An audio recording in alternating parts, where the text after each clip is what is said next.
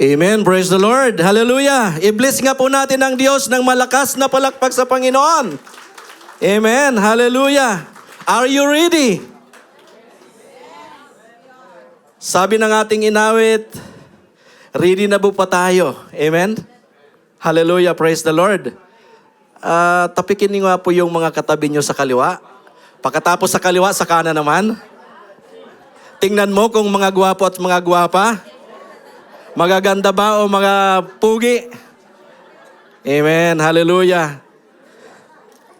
Sa tingin ko po, lahat po ay pinagpala ng Diyos sa ating pong mga inawit sa Panginoon. At sa tingin ko po at nararamdaman ko po ang presensya ng Diyos sa bawat isa po sa atin sa umaga pong ito. Amen. Hallelujah. Praise the Lord. Muli po, palakpakan po natin ang Diyos. Hallelujah. Salamat sa Panginoon sapagkat sa awit pa lamang po, tayo po ay nakatanggap na ng mensahe ng Panginoon na tayo po ay handang ibahagi ang salita ng Panginoon. Amen? Hallelujah. Hallelujah. Amen. Hinga po muna kayo.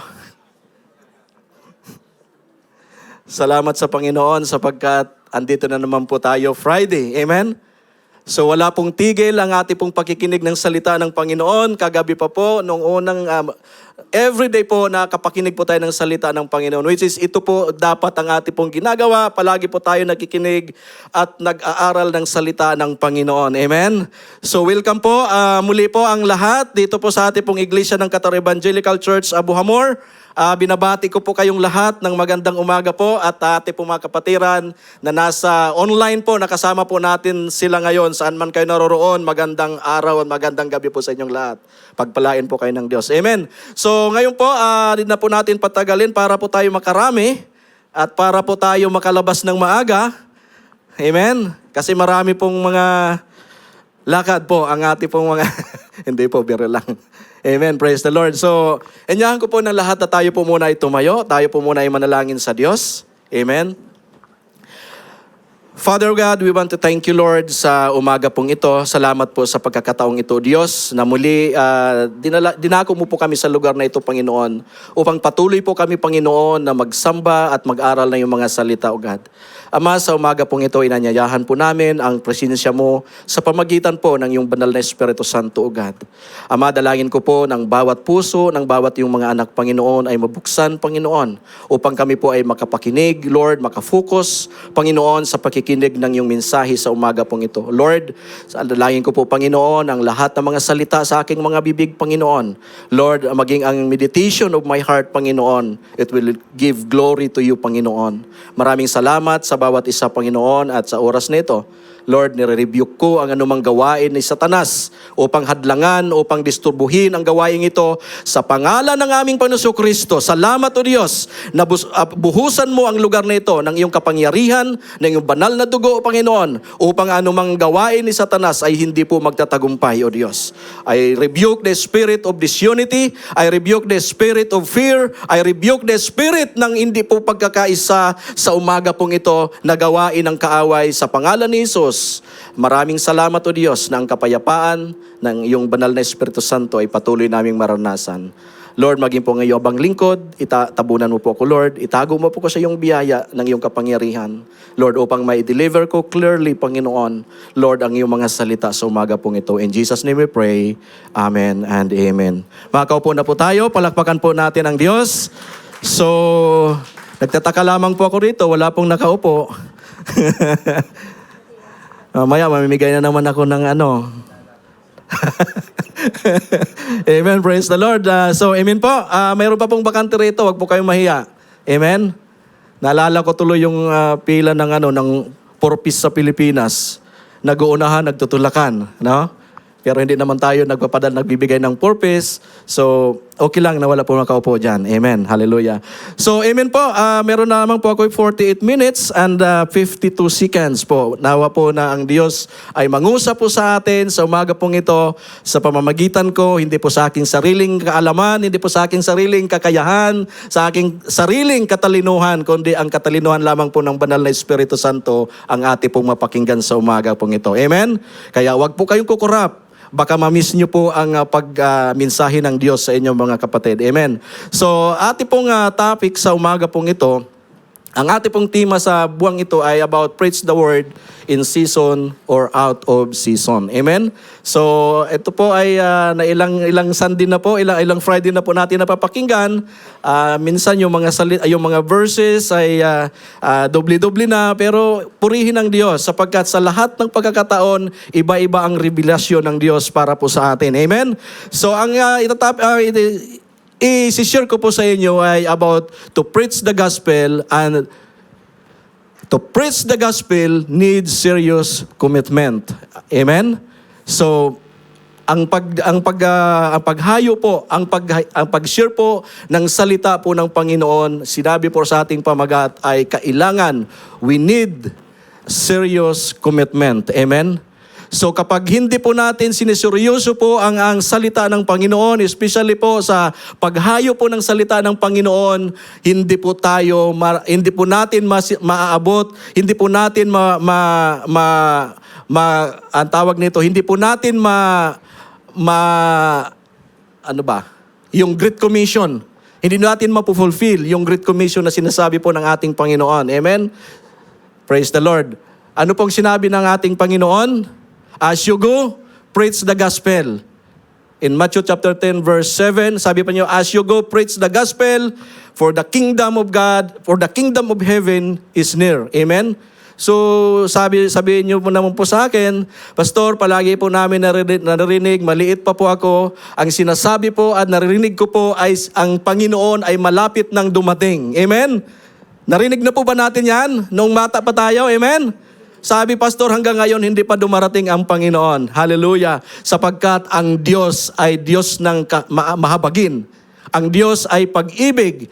At mamaya po, tatakil po natin ang sinabi ng ating Panginoon, hindi pa siya bumabalik hanggat hindi pa nasasyurit ang buong sanlibutan at hindi pa naibahagi ang salita ng Panginoon. Amen?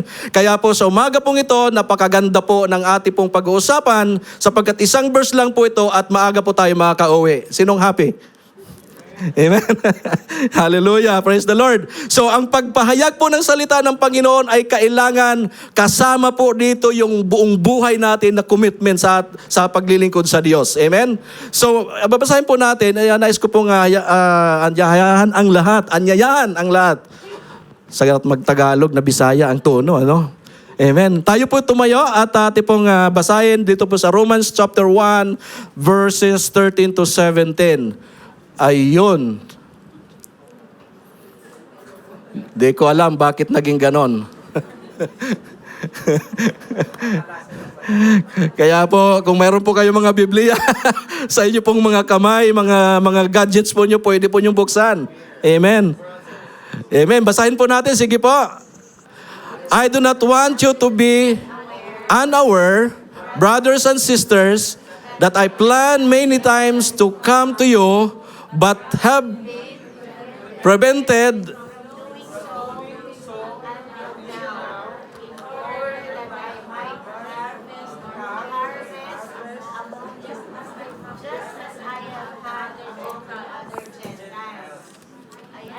Sige po.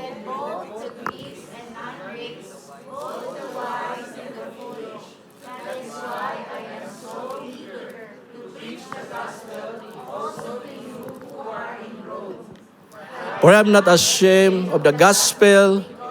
It is the power of God that brings salvation to everyone who believes, first to the Jews and to the Gentiles.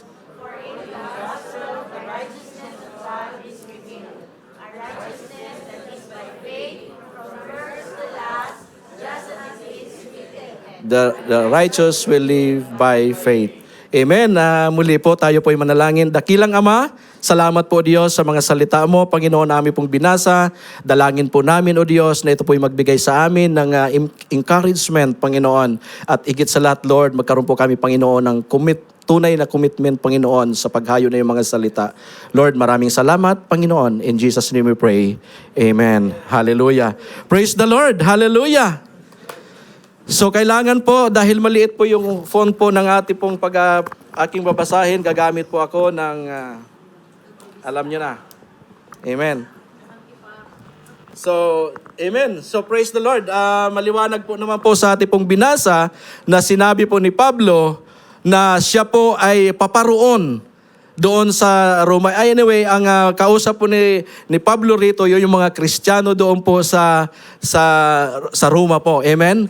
Na yung mga Kristiyanong ito, yung po yung mga unang pinuntahan niya, at yung mga Kristiyano na to, sila po yung mga tao na napakinig ng salita ng Panginoon na kanyang dinala doon.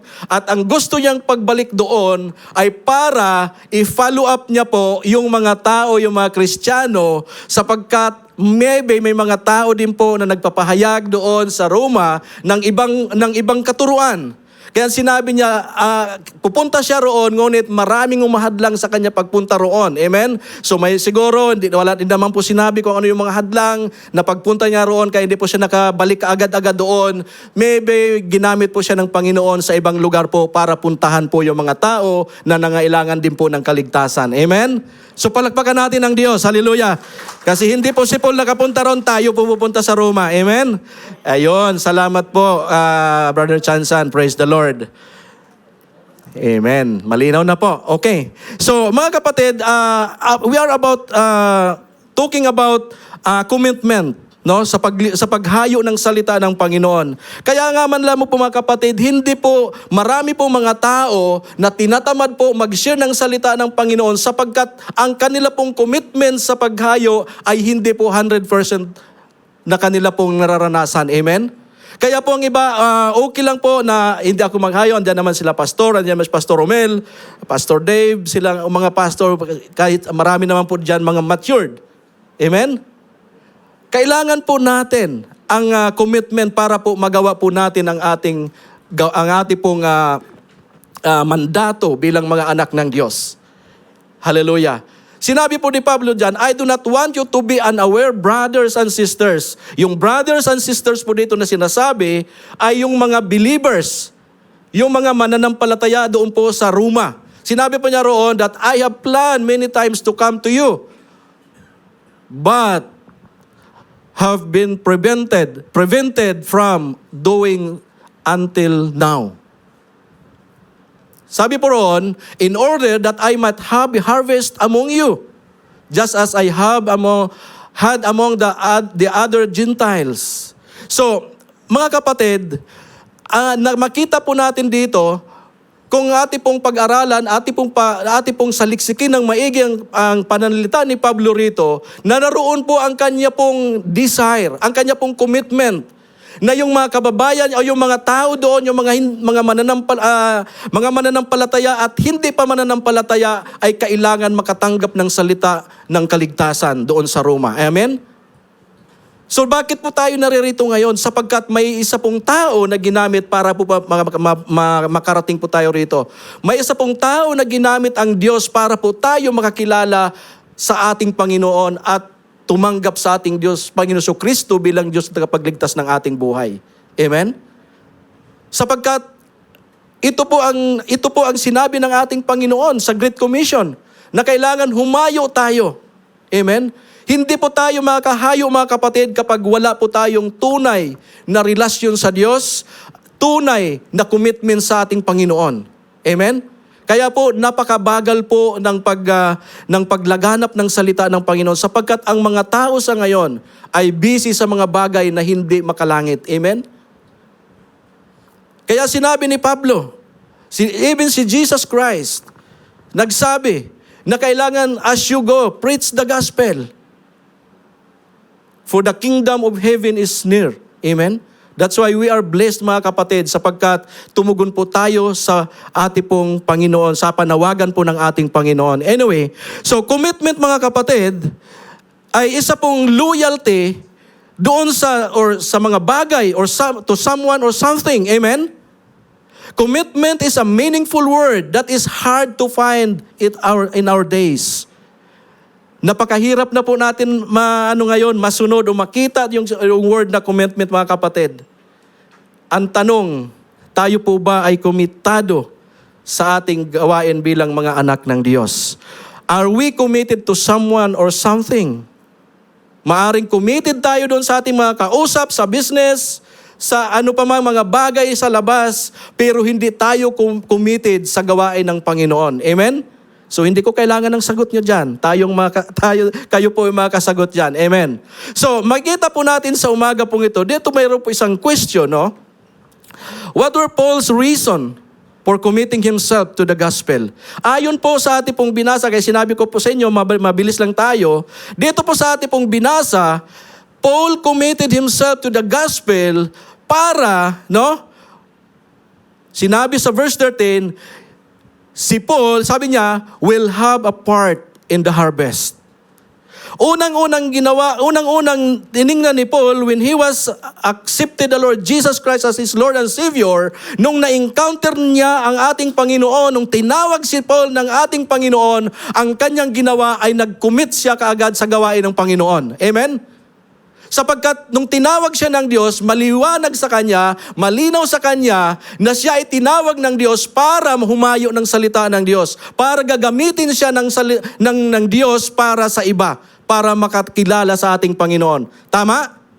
Tayo din po mga kapatid, nung tayo na-encounter po natin ang ating Panginoon Kristo at tinanggap siya natin bilang Diyos at tagapagligtas, dapat ito po ang sinabi ng salita ng Panginoon, go! Therefore, and make disciples of all nations. Amen? Ito po yung mandato natin. Kaya si Paul naunawaan niya, sinabi niya rito sa verse 13 that he will have a part in the harvest.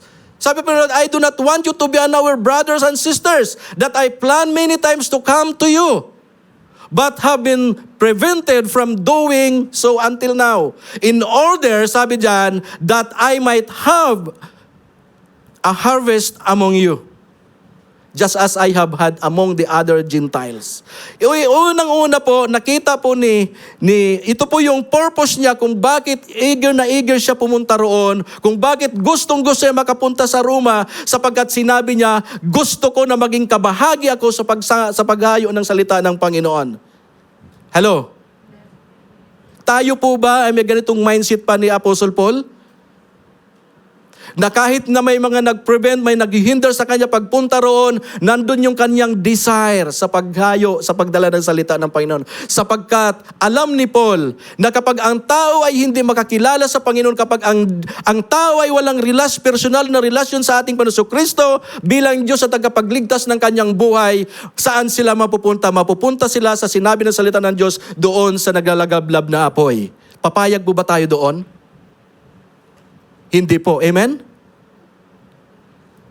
Kaya yan na lamang po ang gusto ni Paul. Na kahit may mga naghinder sa kanya, pero nandun pa rin yung desire niya na pumunta roon. Amen? Sabi sa Matthew chapter 9 verse 37, when he said to his disciple, the harvest is plentiful, but the workers are few. Napakarami nga anihin na mga kapatid, marami ng mga tao ngayon na sumusunod doon sa malawak na daan na sinabi ng Panginoon Kristo na sa dulo noon ay kapahamakan. Nais ng Diyos na yung mga tao nito ay mahadlangan, ay hindi sila matuloy doon. Nais ng Diyos na yung mga tao na nandun yung kanilang destinasyon, kailangan maharang natin, makuha natin. Ito yung mga tao na sinasabi ni Jesus Christ na sa 99 na mga ships na isa nawala, iniwan ni Jesus Christ ang 99 para hanapin yung isa. Kasama tayo doon sa paghahanap ng isa na yon. At ang isa na yon ay hindi lamang po isa, kundi marami sila. Sinong gagamitin ng ating Panginoon para maabot sila? Ikaw at ako, mga kapatid. Wala po exempted. Kasi sinabi ng Panginoon, kapag tayo'y tumanggap sa ating Panginoon, ikaw ay binigyan ng authority. Sabi ni Jesus, I have that authority. At itong authority na to ibibigay ko sa inyo para sa paghayo, para sa pag-abot ng mga tao. Sinabi niya, I am with you wherever you go. Amen? Palakpakan natin ang Panginoon. Hallelujah. Kaya sinabi niya sa kanyang mga alagad, napakaraming anihin, ngunit kakaunti ang mga ani. Dito sa QAC, ilan lang ang mga ani rito? I pray na lahat po tayo ay kabahagi po sa harvest na to. I hope and pray na ang QEC, wala pong isa na hindi po kabahagi sa paghayo po ng salita ng Panginoon. Amen? Masarap umupo, mga kapatid. Masarap lamang po umupo. Pero tatandaan po natin na sa ating pong pag-upo na ito ngayon, paglabas natin, mayroon tayong, kaya po, ang QEC, mayroon po tayong tawag nito, motto bang tawag nun? Na sinasabi palagi ng ating bishop, ating head pastor, na one soul, one believer, one soul sa isang taon.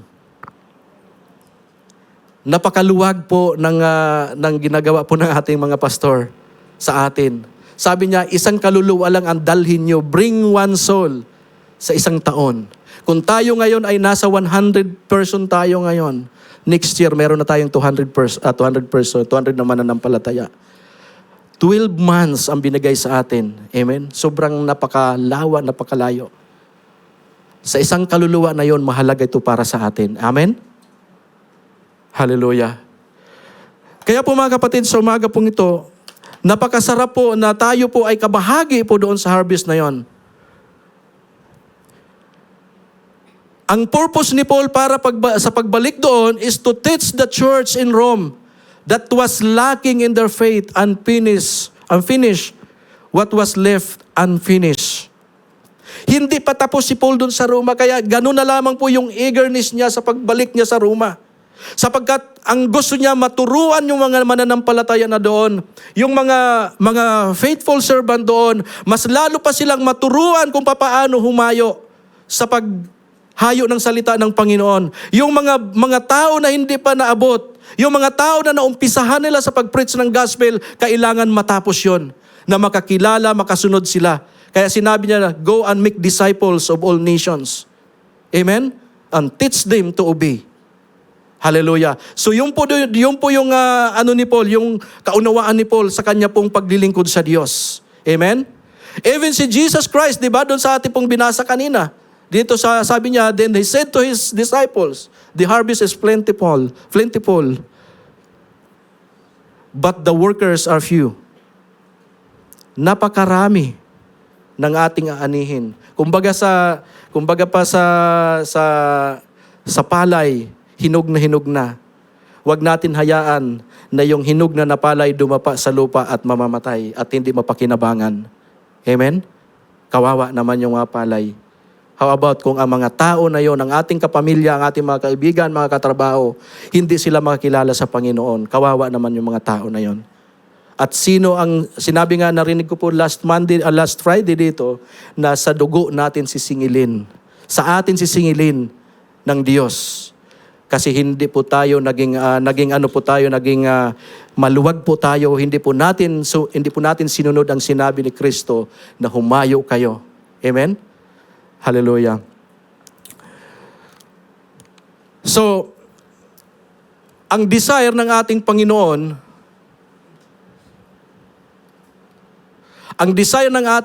mga kapatid, God desire is that, sinabi na doon sa sunod na babasahin po natin, ay hindi po mapahamak. Amen? God's desire that none should perish. Sinabi po sa 2 Peter chapter 3 verse 9, the Lord is not slow in keeping His promise, as some understand slowness. Instead, He is patient with you, not wanting anyone to perish, but everyone to come to repentance. Amen?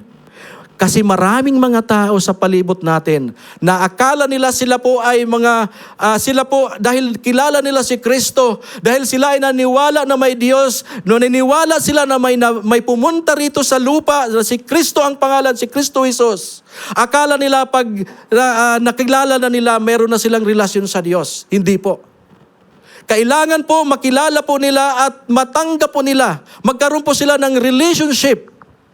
Kasi yung relationship na yon, yun yung nawala sa atin nung tayo ay nagkasala, nung ang taong nagkasala sa panahon ni Eva at ni Adan, doon nagsimula yung separation ng tao. Doon nagsimula yung relasyon sa Diyos na nawala sa tao.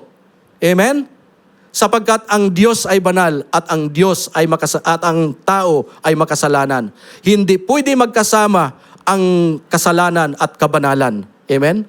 Kaya kailangan natin para tayo ma-graft uli ang ating pong relasyon sa Diyos, kailangan natin ang pagtanggap sa ating Panginoon Kristo bilang Diyos sa tagapagligtas. Ang pagtanggap po sa ating Panginoon Kristo ay hindi po pagpapako muli sa cross na ginakagaya ng ginagawa ng iba. Ang kailangan lang, requirements lang para magkaroon tayo ng tunay na relasyon sa Diyos. Ang kaligtasan ay grasya. Ang kailangan lang natin ay pananampalataya sa ating Panginoon Kristo, sa kanyang ginawa doon sa cross ng Kalbaryo, at siya'y nabuhay, namatay, after 3 days na buhay, at bumalik sa langit, at siya'y nangako na siya'y babalik. Yun yung gospel. Yun yung kailangan natin. Yung pananampalataya lang kay Kristo. Hindi na natin kailangan gumawa ng mabuti. Hindi na natin kailangan magbigay ka ng maraming pera. Baka yung pera galing sa DPWH yun. Hindi po kailangan natin yon. Ang kailangan natin yung pananampalataya natin sa ating Panginoon Kristo na siya'y namatay para sa ating mga kasalanan. Amen? Palakpakan po natin ang Diyos. Hallelujah. Maliwanag po sinabi ni Peter, He is patient with you, not wanting anyone to perish, but everyone to come to repentance. Ang lahat na sinabi ni Jesus Christ, mostly sa kanya pong mensahe sa paggayo niya, ang kanyang pinapaabot sa tao ay ang repentance. Sapagkat sinabi nga ng salita ng Panginoon, ang lahat ay nagkasala at hindi makaabot sa kaharian ng Diyos. Amen? Kaya sa panahon natin ngayon, marami pang mga tao, sabi nga ni Pastor Romel kagabi, marami pang mga tao na nasa labas ng kawan ng Diyos. Hindi pa nakapasok. Yun ang hahanapin natin. Amen? Praise the Lord. So, kabahagi po tayo doon, mga kapatid. Sa oras na ito, tayo po ay kabahagi para po natin maabot sila, mga kapatid. So di ko na sa Tagalog, di ko na basahin, no? Pangalawa po, ano pong sinabi doon? Sa verse 14 po, verse 15, verse 14, sabi, si Pablo, Apostle Paul committed himself to the gospel because sabi roon sa verse 14 to 16, it is the power of God for salvation. Maliwanag po na si Kristo, siya po ay, sabi po niya rito, that I am obligated. Hinailat ko po yung, actually 4 na words yan dyan na napansin ko doon. Sabi niya dito, I am obligated both to Greeks and to non-Greeks, both to the wise and the foolish.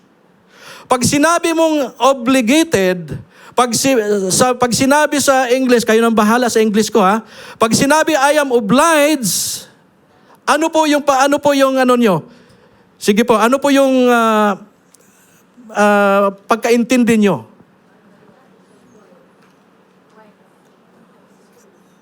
No excuse, sabi ni Teacher Pau. Thank you, Teacher Pau. Teacher Kim? Sila, magkakatabi lang sila doon. Teacher Kim din. O puro parehas mga teacher kasi yan. O required. Ano pa? Ano pa? Pag sinabing I am obliged or you are obligated, sabi ni Paul, mandatory. Sino pa? Napakarami.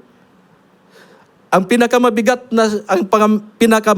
na search ko po dito ay yung sinasabi that you don't have choice. No choice. No choice at all. Tama, Doc?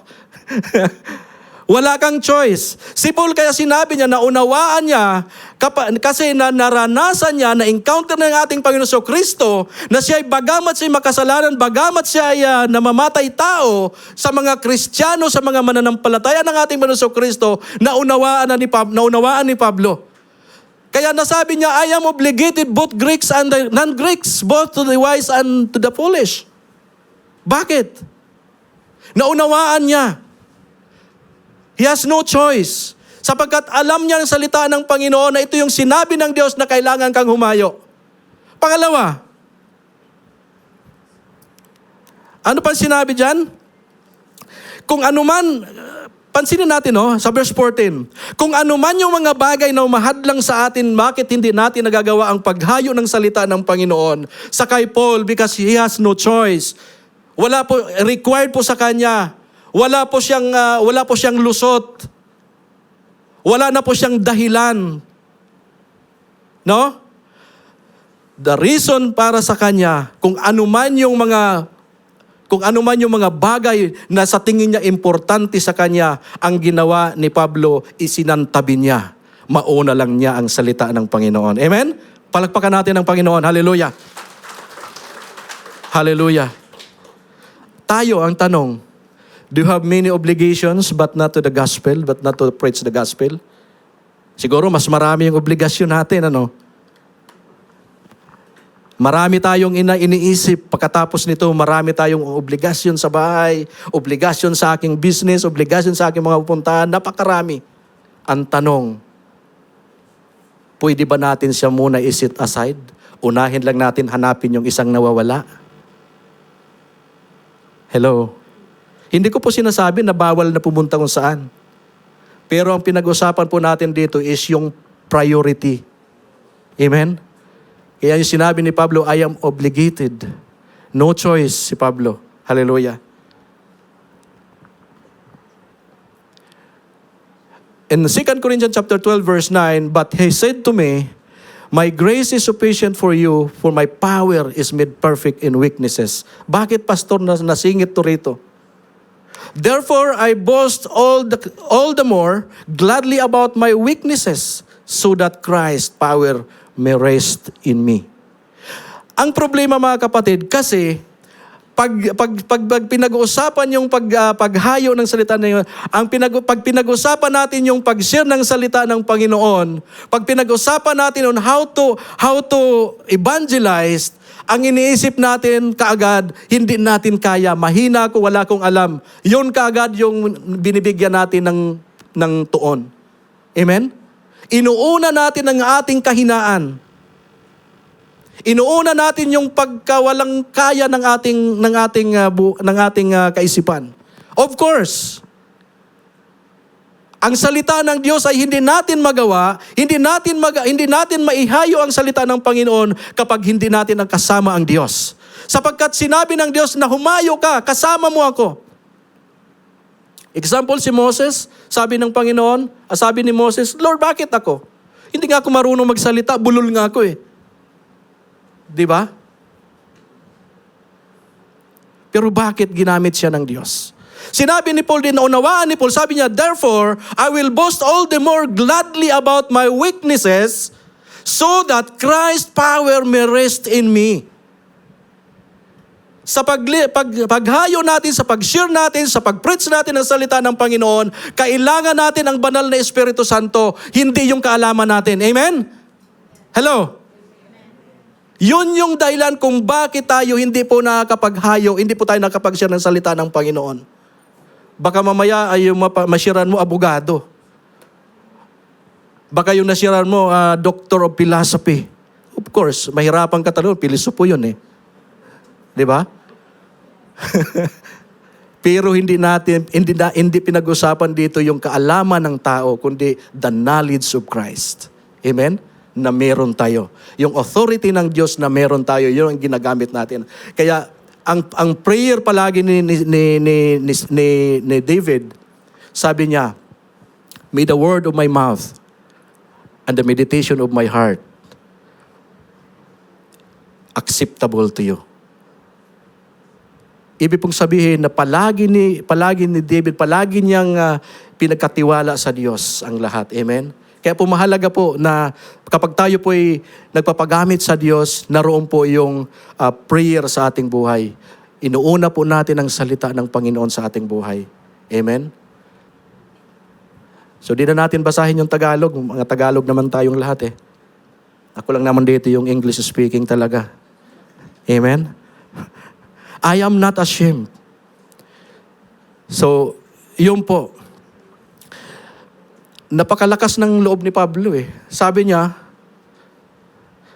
I am not ashamed. No? Pangatlo na ba tayo? Pangalawa pa lang. Pangalawa. So, ang pangalawa pala, I am so eager. Sa verse 14 by verse 15.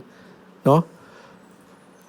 Sabi niya doon, that is why I am so eager to preach the gospel also to you who are in Rome. So pag sinabing eager, ayun, tanong uli. Yan, sa mga natin, sa mga magagaling sa bokabularyo.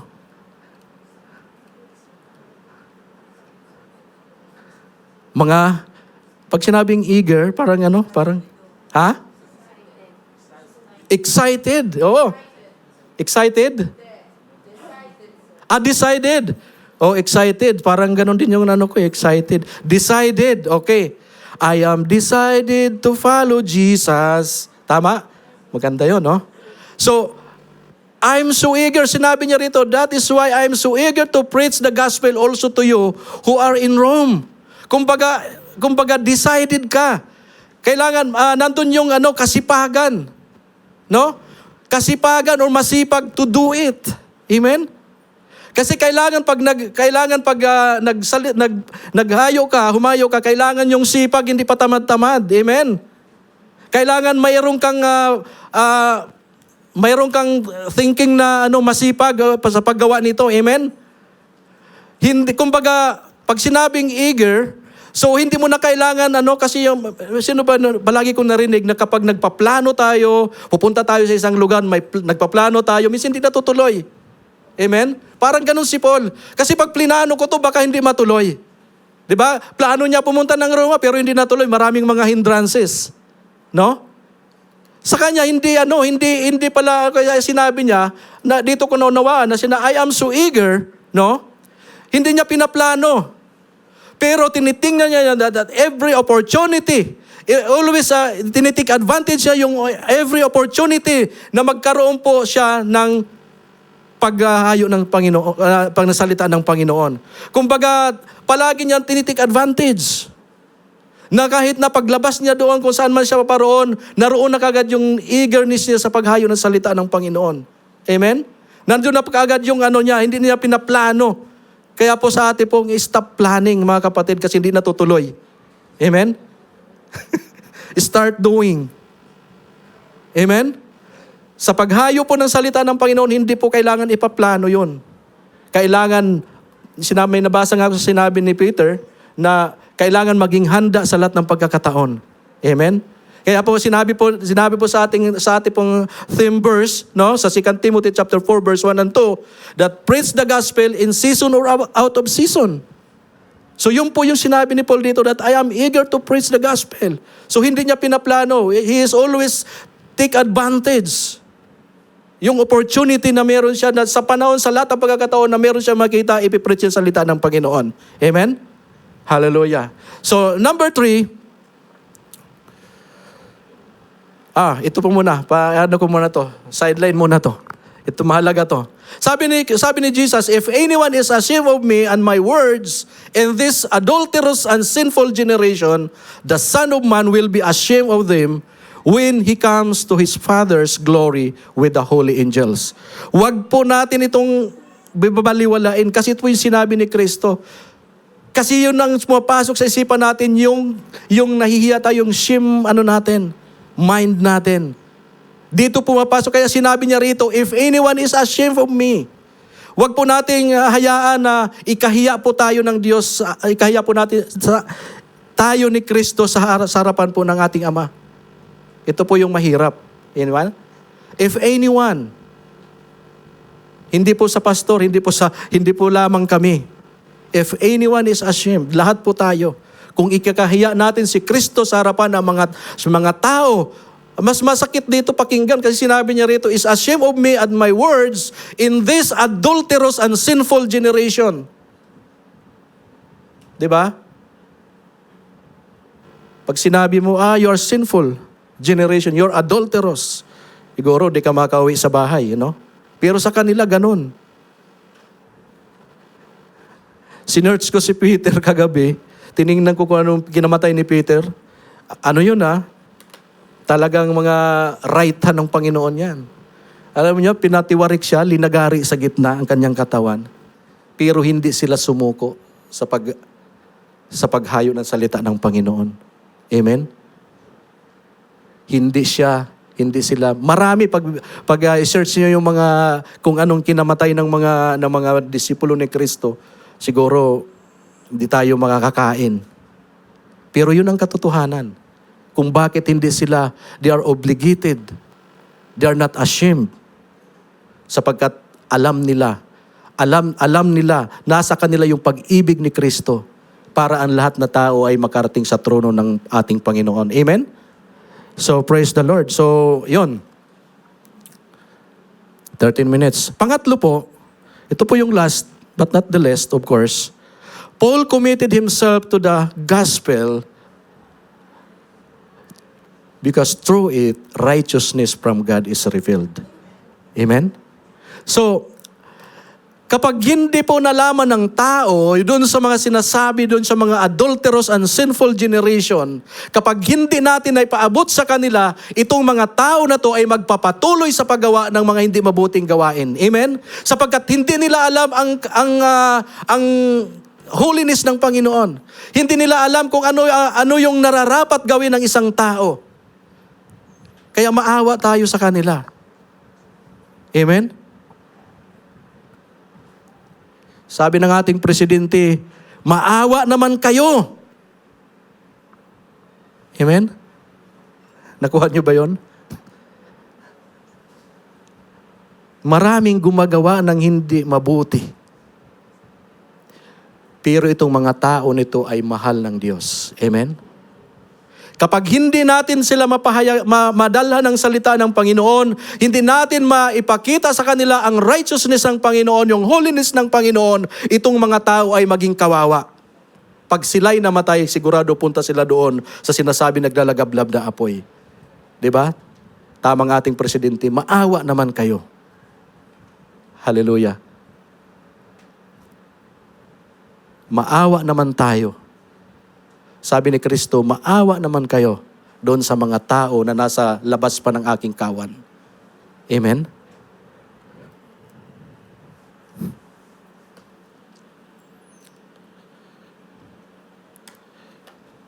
Kailangan ang mga tao ay maging makakilala sa salita ng Panginoon para magkaroon po sila at sila po ay magkaroon po ng tunay na pagkakilala sa Diyos at maranasan nila ang presensya ng Diyos. Amen? Maranasan nila na sila po ay to live in the presence of God. Amen? Hindi lang tayo. Kaya nga sinabi niya na go and make disciples of all nations. Amen? Kailangan po natin na maihayag ang salita ng Diyos para sa kanila, para ma-reveal yung holiness ng Panginoon, yung righteousness ng Panginoon sa kanila. Din ang tao ay manumbalik sa Diyos. Amen? In Romans chapter 10 verse 14, how then can they call on the one they have not believed in, and how can they believe in the one of whom they have not heard? Paano sila makakilala itong mga tao na to na sinasabi natin kung wala pong naririnig? And how can they hear without someone preaching to them? Paano nga naman, hindi din itong kasalanan ng mga tao na to, kasi maliban sa hindi nila alam ang katotohanan, walang tao na naglakas ng loob na magsabi na mahal ka ng Diyos. Walang tao na nagsabi, walang mga Kristiyano kasi mahiya ng mga Kristiyano, walang naglakas ng loob na sinabi, Brad, or kumare, kuya, mahal ka ng Diyos. Kailangan natin ng relasyon sa Diyos. Kailangan tayo manumbalik sa Diyos sapagkat tayo ay nagkasala, sapagkat sinabi ng Diyos na ang lahat ay nagkasala at hindi makarating sa kaharian ng Diyos. Amen? Sabi ni Paul, how can they hear without someone preaching to them? Paano nga naman sila maging righteous, makakilala ng righteousness? Paano nga ma-reveal sa kanila yung righteousness kung walang naglalakas ng loob? Kagaya ni Paul.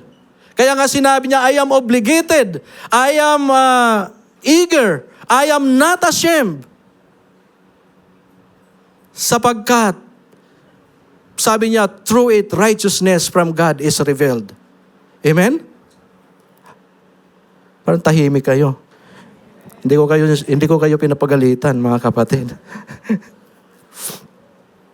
Kaya sinabi natin kanina, para magkaroon po ng pananampalataya itong mga tao na to, kailangan po na may tao na mag-share sa kanila. Because it is by faith that a person receive righteousness from God. Amen? Gaya gusto ni Paul bumalik doon sa Rome sapagkat ang mga churches doon ay, di ba, may mga tawag sa kanila, may mga church sa tawag nila sa Israel, yung mga ano ba ang tawag nito? Synagogue, no? May mga churches. Sa Pilipinas, maraming mga sinasabi mga churches. Pero ang tanong, yung mga churches na ba ito nagpapahayag ba ng totoong kaligtasan ng Diyos? Totoong pananampalataya ng Diyos?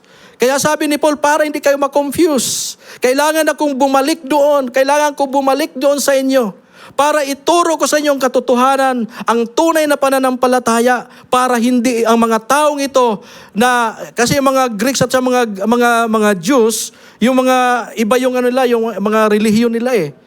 Maari yung mga tao, yung mga Gentiles, sabi niya, maari itong mga Gentiles ito ma-confuse lang sa inyo. Kasi kayo, sumasamba din kayo. Nasa loob din kayo ng church. Pero itong mga tao na to ay hindi po nagpapahayag ng righteousness of God because they are, sila sa law, sa batas ni Moses. Amen?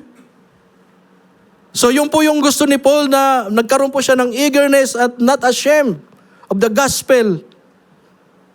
Hallelujah.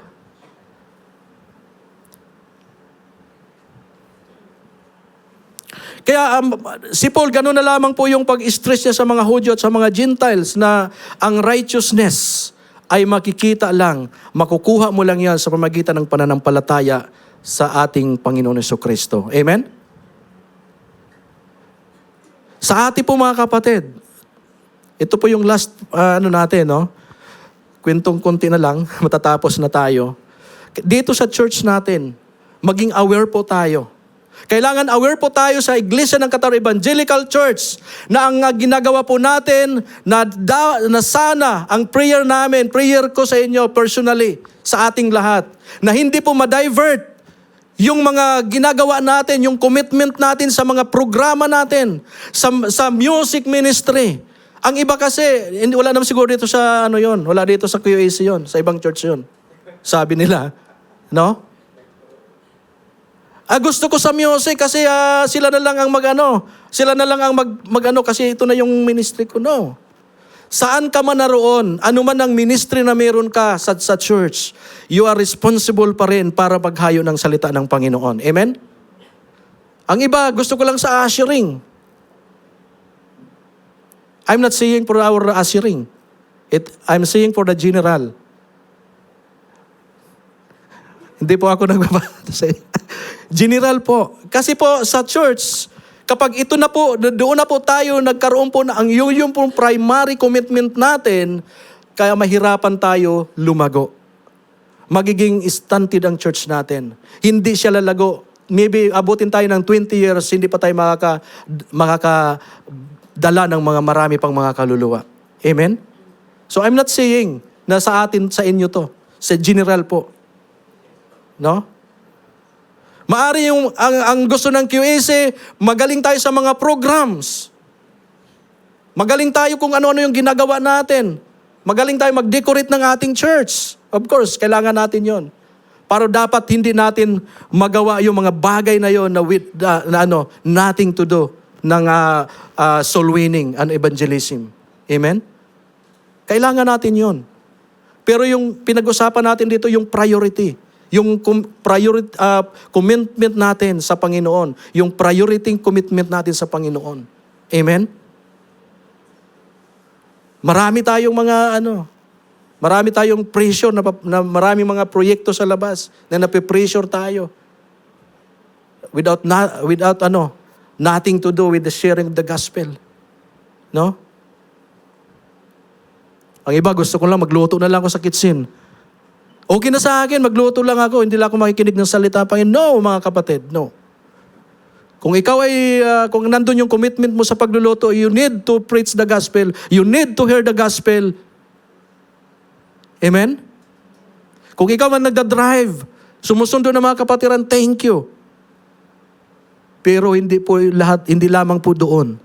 Priority po natin, kahit nagda-drive tayo, mayroon kang bago na nadala. Kailangan pa rin natin i-share ang salvation ng Panginoon. Amen? Kailangan maturuan natin sila na paano mag-commit sa pag-preach ng gospel. Amen?